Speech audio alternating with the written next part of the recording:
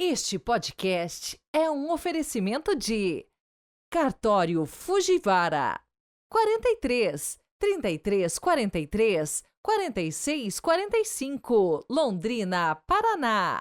Hotel Eldorado Flat, na principal avenida de Contagem, Minas Gerais. Você tem tudo o que tem de bom para a sua estadia. 031 2567 8850.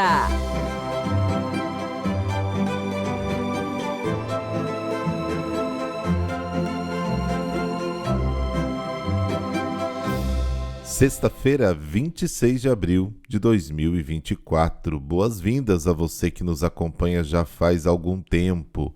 Um prazer ter sempre a sua companhia, viu? E também quem está chegando agora. Sejam muito bem-vindos à equipe do Evangelho do Dia. Hoje quero mandar um super abraço para o ouvinte Rafael Xavier de Macaé, Rio de Janeiro. Parabéns e toda a felicidade divina para você. E hoje, na Enciclopédia Bíblica, vamos falar um pouco das leis alimentares, o que era proibido comer.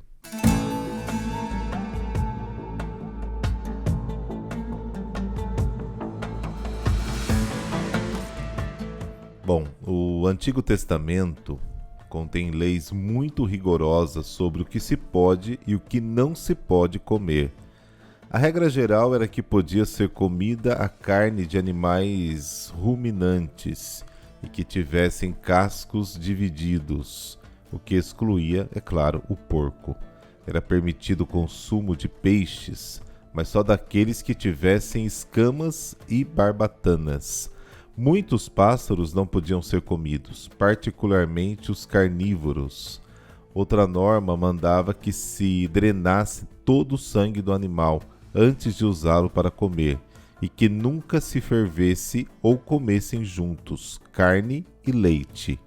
Essas duas últimas regras implicavam que o judeu não podia comer em casa de não-judeu, onde não eram seguidas estas restrições. E isto chegou a ser um ponto de divisão entre os cristãos judeus e os cristãos não-judeus no Novo Testamento. Paulo teve que explicar expressamente aos cristãos de Corinto que nesta matéria eram livres. Também na época do Novo Testamento, as famílias que seguiam o ensinamento dos fariseus não podiam comprar carne de animal morto em sacrifício em templo pagão. E além disso, 3 dias antes de uma festa, não podiam comprar nenhum alimento de não-judeus. Aqui quero deixar para você algumas passagens bíblicas, sobre as leis alimentares. Levítico 11, Deuteronômio 14, 12, também Daniel capítulo 1, Atos capítulo 10, capítulo 15, 1 Coríntios capítulo 8. Nunca foi explicada a razão dessas rigorosas leis alimentares. Talvez fosse meio usado por Deus para proteger a saúde do povo. A sua intenção também pode ter sido a de evitar maldade com os animais. Assim, por exemplo, a lei que proibia cozinhar a carne de um animal novo no leite da sua mãe, como também a lei de drenagem do sangue, que assim impedia a prática de cortar um membro do animal vivo para comer. É possível que tais leis tenham sido dadas por motivos religiosos mais estritos.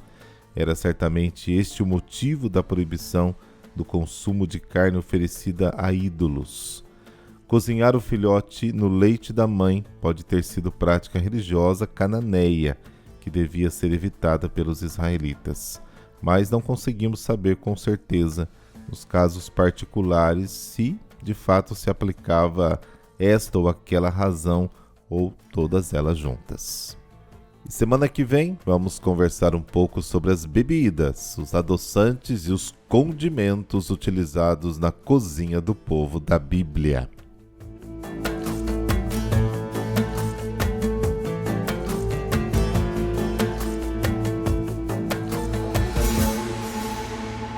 Estes 5 capítulos, que inclusive o Evangelho de hoje está inserido, que vai de João 13 a 17, são um belo exemplo de como as comunidades do discípulo amado do final do primeiro século na Ásia Menor, hoje Turquia, realizavam a sua Catequese.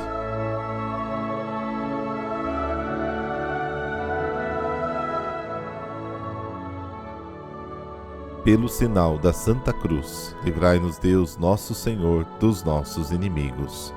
Deus, a quem devemos a liberdade e a salvação, fazei que possamos viver por vossa graça e encontrar em vós a felicidade eterna, pois nos remistes com o sangue do vosso Filho. Amém.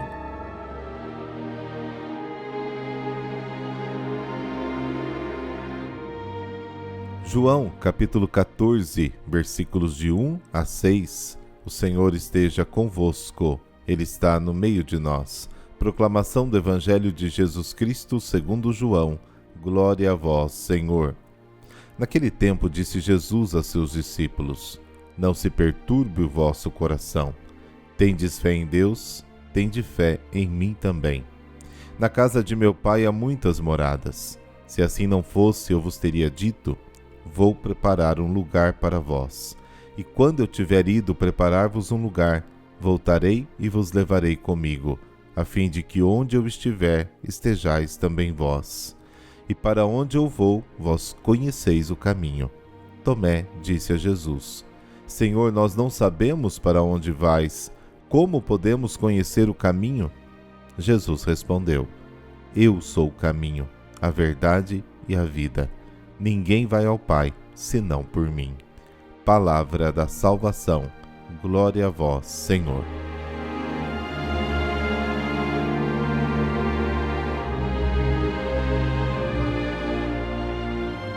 Jesus retoma o tema da sua partida iminente, exortando os seus discípulos à confiança, porque vai preparar-lhes um lugar no reino do Pai e depois voltará para os levar consigo.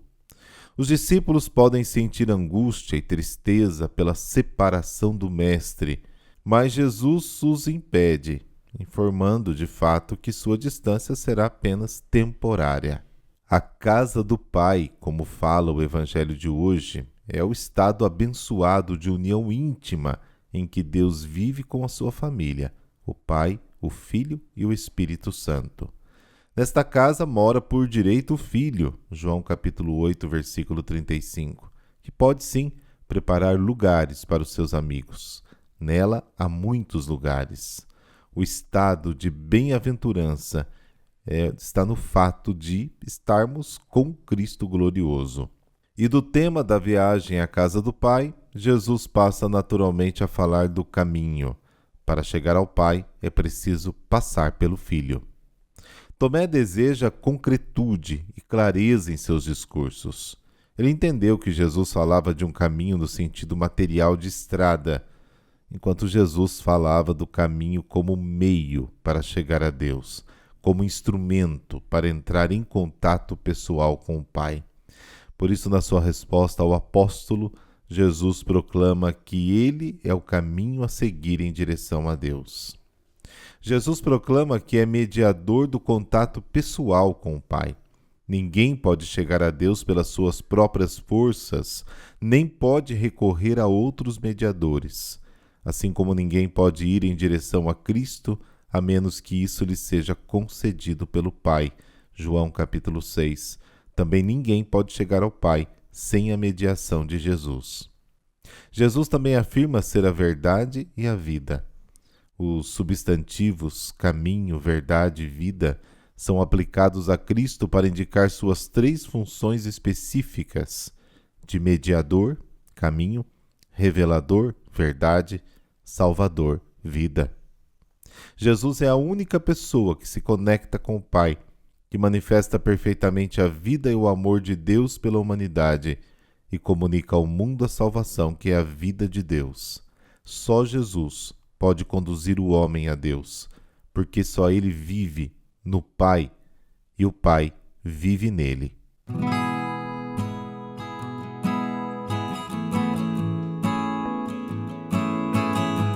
Hoje a igreja celebra São Rafael Arnaiz Baron, um jovem santo, alegre e monge trapista. Filho de Rafael Arnaiz e de Mercedes Baron, primeiro de 4 filhos de uma família católica, artista, pintor, poeta e violinista. Seus pais reconheceram suas habilidades artísticas e aos 15 anos deram-lhe de presente aulas de desenho. Isso o motivou a cursar arquitetura. Sendo um bom aluno, ganhou de seus pais a possibilidade de passar alguns dias em Ávila com seus tios, que eram muito religiosos, pessoas devotas, inclinadas a uma vida piedosa, que viriam a ser verdadeiros amigos espirituais e os grandes influenciadores do caminho seguido pelo santo. Em suas obras completas, escrevendo ao seu tio Leopoldo, ele confidencia, abre aspas, eu não sei rezar, fecha aspas. Aos 19 anos de idade, essa maravilhosa e terrível descoberta fez com que se decida pela vida monástica junto aos trapistas, caminho que ainda levou 3 anos.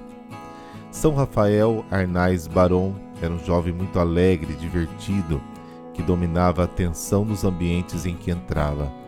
Era um jovem fumante e, ao ingressar na ordem trapista em 1934, escreve com sinceridade a sua mãe sobre a saudade do vício do fumo e da dificuldade com os horários. De fato, no monastério trapista acordava-se muito cedo.